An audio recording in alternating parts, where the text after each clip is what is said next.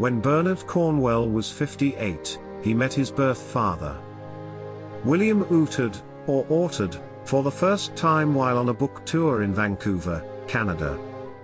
Once he knew the name of his birth father, he traced the family tree back to the 6th century. He learned the story of his own descent from the Saxons who possessed the fortress of Bebbanburgh, now Bamburgh Castle, including the historical Uhtred the Bold. Thus was born Uhtred, the protagonist of the fictional tales, The Last Kingdom. Uhtred was a real person. Come with me now and follow as we trace his family line back through history. Take a very close look at the names as we go back through time to see if any of the names would match your own.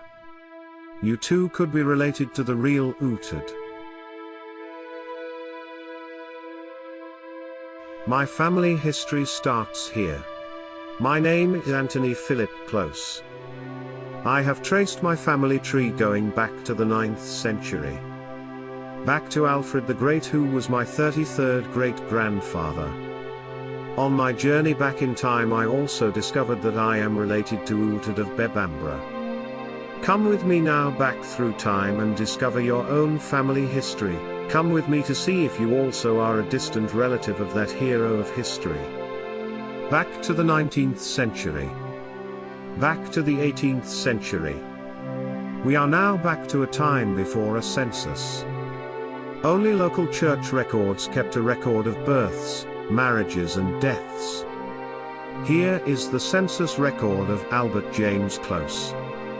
He was my great-grandfather. So, once you go back in time before 1841, you have to rely on church records for your journey back to find your ancestors.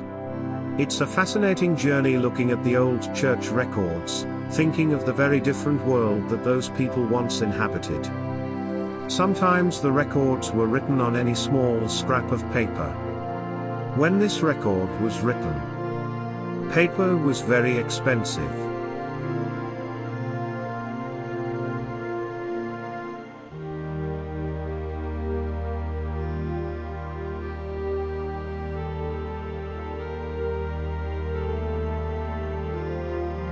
Going back to 1552, we have now reached the end of any records of the close side of my family tree. We can now reach further back in time using the distaff, or female side of the tree. We now come forward in time to 1797. 2. Anne Issel. You can see the record of their banns of marriage to my third great-grandfather Philip Close in this church record. You will also note the spelling. It uses the long S where there is a double letter S in Issel. It also looks like they have added a letter O to her name.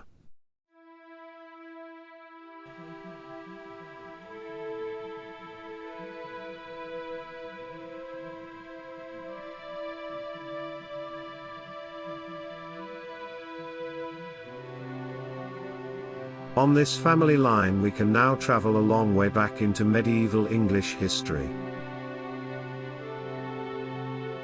On the Issel family tree you can see many famous families.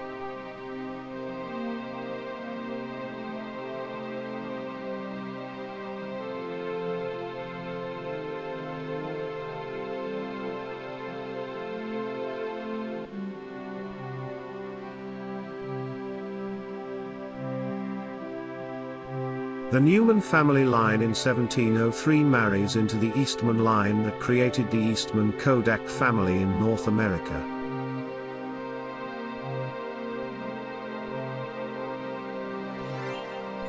Here in 1500 the Field family tree connects to the Strangeways tree.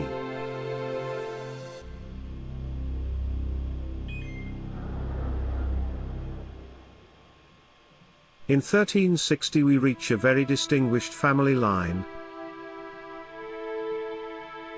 the Sawnlees family tree. We have now reached far back to the 12th century. Here is Amica of Huntingdon. Her father was William I the Lion King of Scotland in 1143.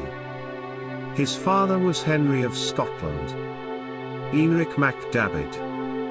He was heir apparent to the kingdom of Alba. He was also the 3rd Earl of Northumbria and the 3rd Earl of Huntingdon. He was the son of King David I of Scotland and Queen Maud, 2nd Countess of Huntingdon. Waltheof of Huntingdon was the 2nd son of Siward, Earl of Northumbria. His mother was Ealfled, daughter of Ealdred, Earl of Bernicia, son of Uhtred, Earl of Northumbria. In 1054, Waltheof's brother, Osbeorn, who was much older than he, was killed in battle, making Waltheof his father's heir. Siward himself died in 1055, and Waltheof being far too young to succeed as Earl of Northumbria, King Edward appointed Tostig Godwinson to the earldom. Waltheof was said to be devout and charitable, and was probably educated for a monastic life.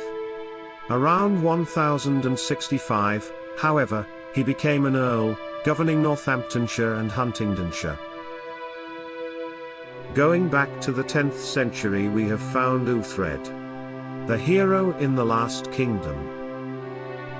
If we pan out, you will see how close he was to Alfred the Great's own family history.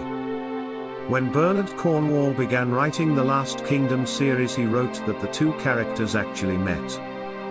This of course was impossible, as Uhtred was born nearly 100 years after Alfred the Great. Alfred had a reputation as a learned and merciful man of a gracious and level-headed nature who encouraged education, proposing that primary education be conducted in English rather than Latin, and improving the legal system and military structure and his people's quality of life. He was given the epithet the Great from as early as the 13th century, though it was only popularized from the 16th century. Alfred is the only native-born English monarch to be labeled as such. Alfred made good laws and believed education was important. He had books translated from Latin into English, so people could read them. He also told monks to begin writing the Anglo-Saxon Chronicle.